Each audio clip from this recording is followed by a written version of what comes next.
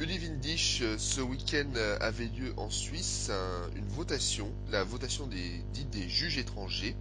Alors cette votation s'inscrit dans la démocratie directe suisse. En quoi consiste cette démocratie directe? Alors écoutez, il est vrai qu'un rappel très très succinct euh, permet de dire que la Suisse se caractérise donc au niveau du système politique par cette démocratie directe tant enviée dans tant de pays et qui en gros se résume au fait que tout peut être discuté par tous.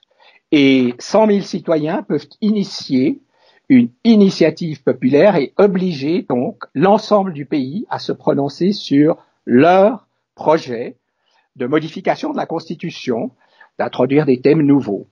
Et cette démocratie directe consiste notamment en des périodes de votation 4 fois par an où il y a plusieurs sujets chaque fois, 2, 3, 4, et encore des votations sur des sujets cantonaux et communaux. C'est donc un esprit de participation continue, permanent, de tous en principe. Et donc, ce week-end, il y avait plusieurs votations. Nous allons nous concentrer peut-être sur l'une d'elles, justement celle dite sur les juges étrangers ou initiative pour l'autodétermination. Donc, si vous voulez, à l'origine, euh, le tribunal fédéral, qui est, si vous voulez, l'instance suprême en Suisse au niveau juridique, comme la Cour suprême aux États-Unis, si on veut, a décidé, à propos d'un cas particulier, ayant trait à l'expulsion d'immigrés criminels, que c'est la Cour européenne des droits de l'homme qui avait raison en dernière instance et que la Suisse devait se plier à cette décision et non pas à la juridiction suisse. Et cela a évidemment créé des remous et l'acteur toujours présent quand il s'agit de défendre le patriotisme, la souveraineté, l'indépendance nationale, c'est l'UDC et qui a donc initié une initiative populaire sur laquelle nous avons voté ce week-end.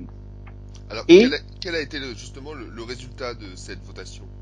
alors, cette proposition de donner la priorité au droit national par rapport au droit étranger a été rejetée. C'est-à-dire que euh, le droit international va devoir peu primer dans certains cas à l'avenir. Alors, C'est une attaque contre la souveraineté suisse. c'est clairement, si vous voulez, plus qu'une attaque, c'est la Suisse elle-même qui accepte de se soumettre à une juridiction étrangère. Et cela, si vous voulez, c'est quelque chose de très important en Suisse, vu que historiquement, depuis la fondation de la Suisse, on s'est toujours battu contre les juges étrangers, comme on les appelait, contre les baillis étrangers. Et voilà que on en arrive au stade où on accepte des juridictions étrangères. Ici, il faut préciser une chose très précise. Vous voyez, à la limite, on pourrait penser que la Suisse ne respecte pas les droits humains et c'est ici que toute une pléiade d'ONG, de groupements dits de la société civile sont intervenus et on dit les droits humains doivent passer avant tout et seul le droit international peut nous rappeler à l'ordre et nous empêcher de prendre des décisions dramatiques. Mais vous voyez, le droit impératif international, la Suisse le respecte totalement.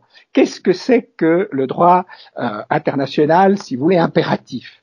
Eh bien, ça veut dire que sont condamnés l'esclavage, le génocide, des choses comme cela, et la traite des êtres humains. Ça, c'est quelque chose où tous les pays doivent s'y plier. Et bien entendu, vous n'avez pas ce genre de phénomène en Suisse. On pourrait croire que la Suisse trahit tous les jours les droits humains, ce n'est absolument pas le cas, mais on voit bien là derrière une lutte, si vous voulez, entre une orientation, disons, souverainiste, patriotique et d'un autre côté, le fait d'être favorable à la relativisation des frontières, aux migrations, à la dimension internationale, on a un reflet à travers cette votation de ce qui se passe en Europe, avec, voyez-vous, c'est quand même extraordinaire, avec des pays qui en ce moment sont en lutte contre l'autoritarisme de l'Union européenne. On pense évidemment tout de suite à la Hongrie, à la Pologne, au groupe de Visegrad, et à l'Italie, qui mène une lutte farouche contre l'Union européenne lorsqu'elle veut l'obliger, par exemple, à accueillir des immigrés, à donner accueil à toutes sortes de bateaux illégaux. Et voilà que, si vous voulez, la Suisse, elle, se soumet et obéit à la Cour européenne des droits de l'homme et à l'Union européenne. C'est donc bien un problème international général qui était implicitement au centre aussi de cette votation. Alors, comment expliquez-vous justement le résultat de cette votation? Alors, il se passe là aussi quelque chose de tout à fait nouveau en Suisse. C'est, si vous voulez, les campagnes politiques qui sont menées par le gouvernement, le Parlement, les acteurs officiels. C'est relativement nouveau que ces acteurs officiels développent des campagnes massives et n'hésitent pas à utiliser la menace, le mensonge, la peur, la crainte auprès de la population. Oui, c'est quand même incroyable. On a toujours reproché cela à l'UDC de dire vous jouez sur les peurs. Eh bien, le gouvernement, les parlementaires ont de plus en plus de peine à accepter les résultats des votations du peuple, de la population. C'est évidemment grave dans une démocratie directe que tout le monde en vit et qu'en Suisse, on cherche à limiter, voire à mettre en cause. Il y a eu un exemple qui a beaucoup frappé les autorités, c'était la votation sur les minarets. Vous voyez, tout le monde pensait que cette votation allait être refusée. Il s'agissait donc d'interdire la construction de nouveaux minarets. Et là aussi, une campagne déjà mensongère avait été développée par les autorités. J'avais fait une petite étude pour montrer que, vous savez, lors des votations, il y a un moment cérémoniel, on pourrait dire, où le gouvernement séquestre d'une certaine manière les médias et intervient à l'heure des informations pour donner son point de vue sur la votation qui va suivre. Et là, parmi les arguments qui ont été avancés, il y en avait une douzaine, aucun n'a tenu, aucun ne s'est réalisé, malgré le fait que le peuple a dit on ne veut pas de nouveaux minarets. Alors, du coup, on voit maintenant, lorsque l'enjeu semble fondamental, des campagnes massives, mensongères, que l'on reprochait autrefois à l'UDC, et un des éléments, pour vous répondre très concrètement à votre question, eh bien, c'est cette campagne mensongère. Les choses sont claires, sont prouvées. On a parlé du fait que si le droit suisse primait, que la constitution suisse était déterminante, eh bien qu'il y aurait une insécurité juridique, qu'il y aurait toute une série de traités internationaux à revoir. Tout ça est totalement faux, mais on voulait, si vous voulez, s'adapter à l'Union européenne. Il y a toujours, au niveau des autorités, des groupements économiques, des acteurs qui veulent se rapprocher le plus possible de l'Union européenne, en fait, conclure des accords jusqu'au point où finalement on est dans l'Union européenne sans avoir voté pour. Et j'ajouterai encore un élément très important et intéressant. Au soir du résultat de la votation, vous avez eu un phénomène extrêmement intéressant qui montre qu'il y a, si vous voulez, une association, on pourrait dire, un même point de vue de la part de l'économie avec une vision libérale, mondialiste, et ces groupements dits de la société civile, n'est-ce pas, qui justement luttent pour les droits humains, pour les immigrés, pour ne pas fermer les frontières, il y a une grande photo dans un journal dit de référence où on voit le patron des patrons remercier une dirigeante d'une de ces organisations de la société civile. Il la remercie d'avoir milité dans le même sens. Donc vous avez là, vous voyez, le libéralisme économique qui s'allie au libéralisme libertaire des mœurs. Vous avez une personne en ce moment qui incarne au mieux cette nouvelle vision, c'est cette antiquité idéologique de Cohn-Bendit. N'est-ce pas? On peut dire qu'il est pour le moins libéral en matière de mœurs. Il l'a prouvé de manière aujourd'hui condamnée et condamnable, et en soutenant Macron.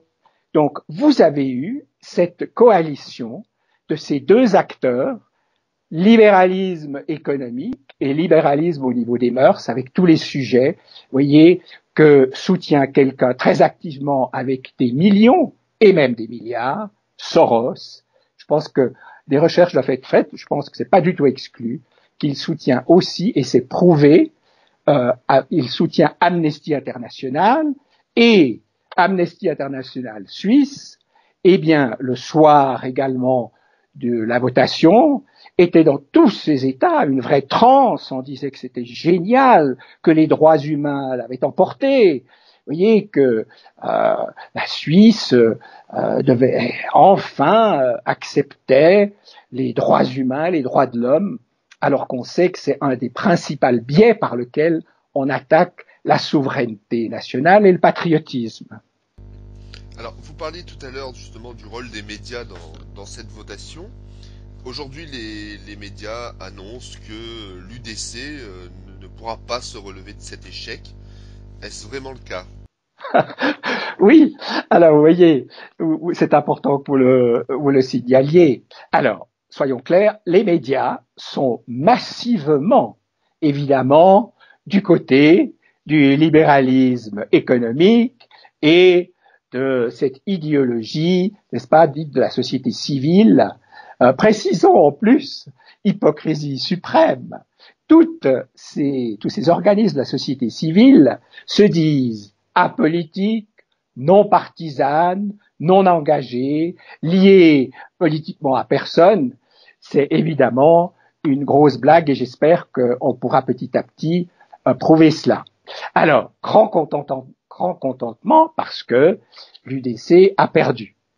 Et c'est capital de montrer à quel point les médias ici, toujours, comme il y a un monopole du service public, il y a vraiment un côté discriminatoire très marqué envers les groupements plus patriotiques, plus conservateurs, et tout ce qui est progressiste, ouvert, libéral, libertaire, est soutenu par les médias. Alors, l'UDC, est-ce que elle va s'effondrer, ce que souhaitent certains, tellement ils sont haineux, ils n'arrivent plus à avoir des analyses sereines et rationnelles?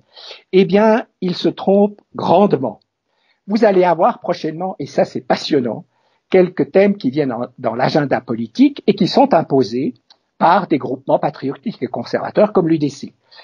Il y a la question des armes.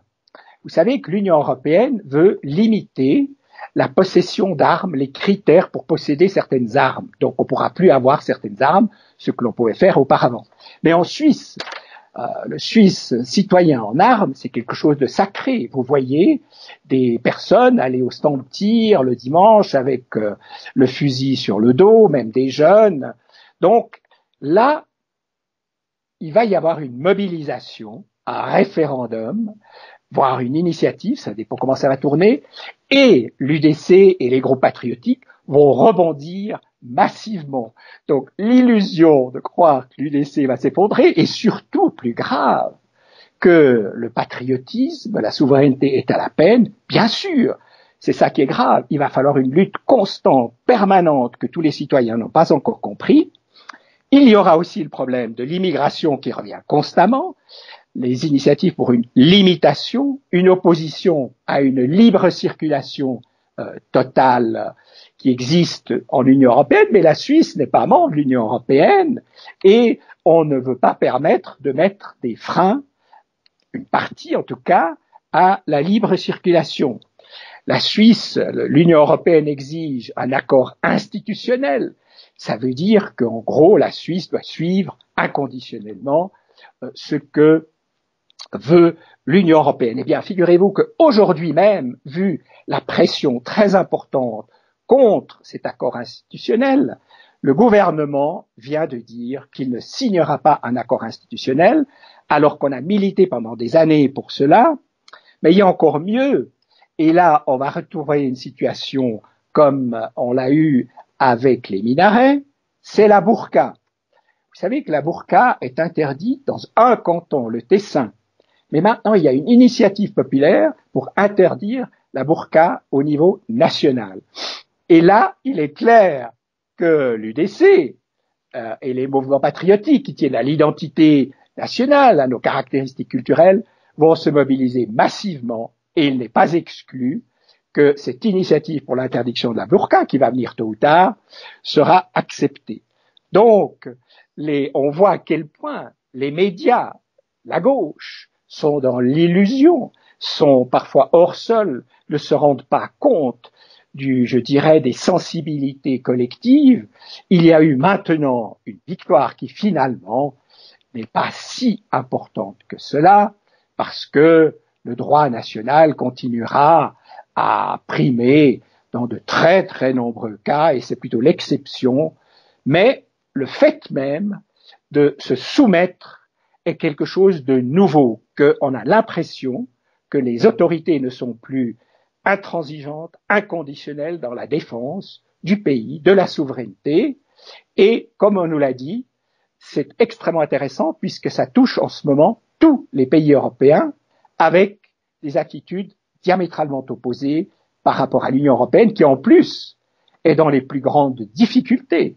Certains imaginent même qu'elle ne pourrait pas survivre dans la situation actuelle et voilà que la Suisse court en partie pour s'y soumettre. Je vous remercie pour cet éclairage, Uli Windisch.